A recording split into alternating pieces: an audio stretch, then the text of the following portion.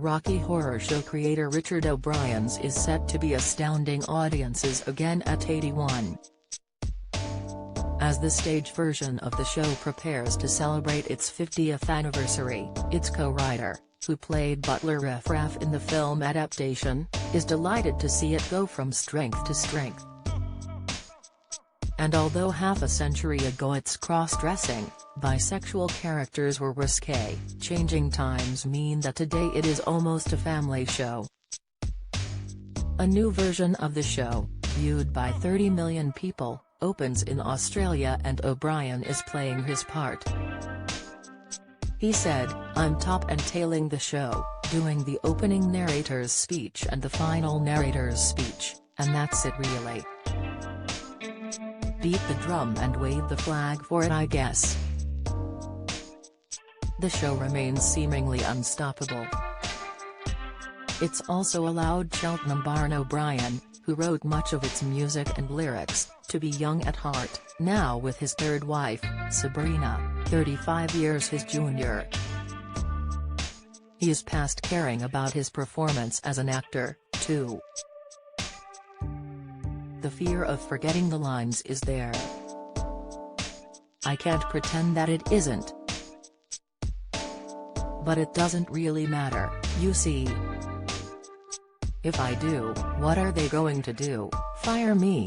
Rocky Horror was a major hit globally, with O'Brien's memorable songs at the core of its success.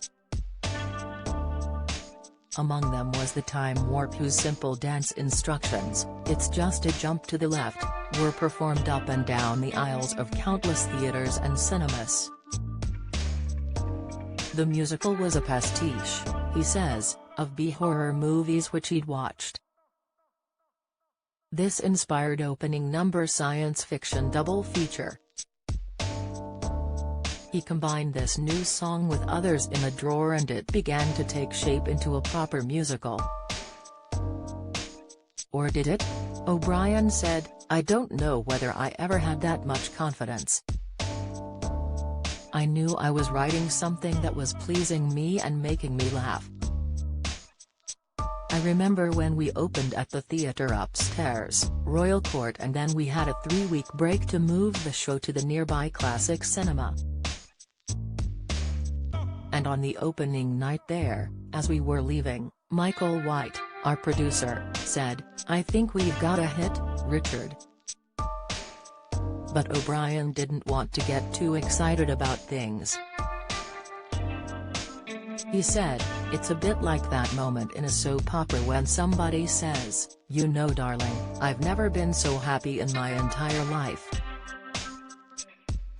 You know, in the next episode, they're going to step in front of a bus.'" Rocky Horror had risque content, but with the end of the Lord Chamberlain's theatre censorship years before, the cast went for it, he says. "Nobody's saying you can't say that. You can't do that. We did whatever we did, as long as we knew it was entertaining. There's a certain amount of puerility in the show. But it's knowingly placed.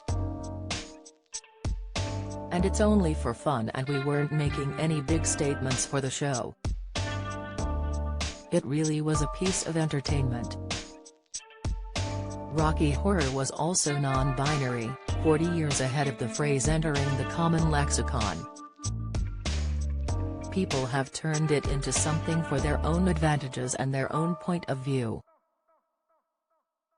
Lots and lots of people have said it allowed them to come out, or it allowed them not to be ashamed of what they were, by default, you know, gay or transgendered or anything.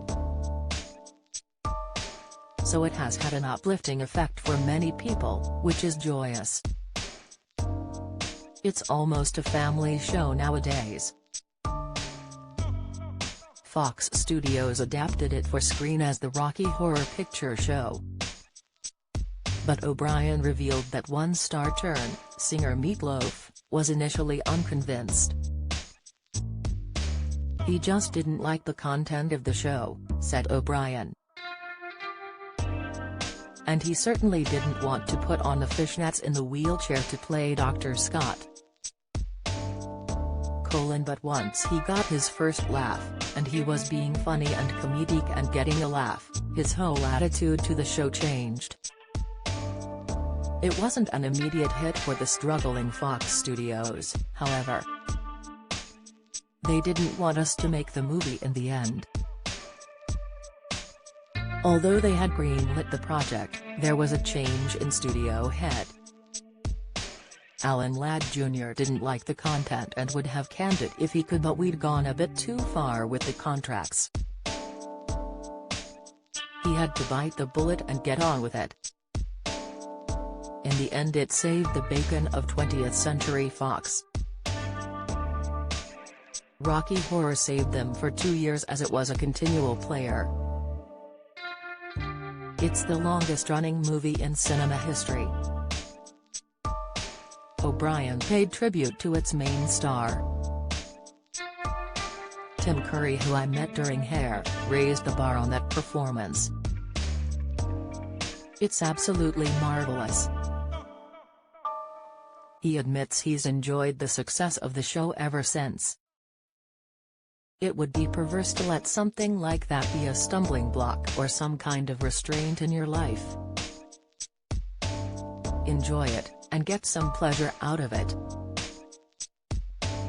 Don't beat yourself up about it. Once it started to be successful, I had the comfort of something to fall back on. O'Brien, once estimated to be worth £190 million, doesn't keep any memorabilia from the show, such as playbills or scripts.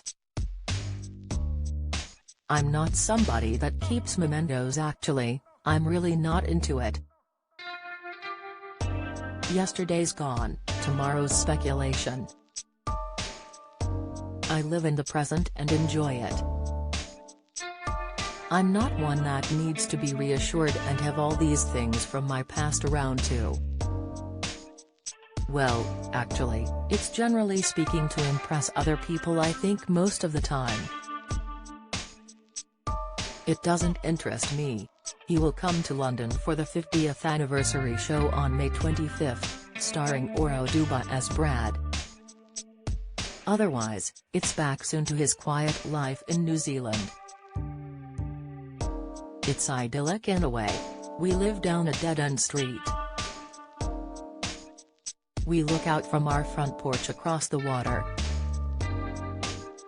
It's not paradise, but to me paradise.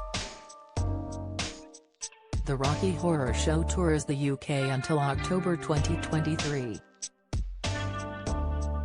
For tickets, visit rockyhorror.co.uk.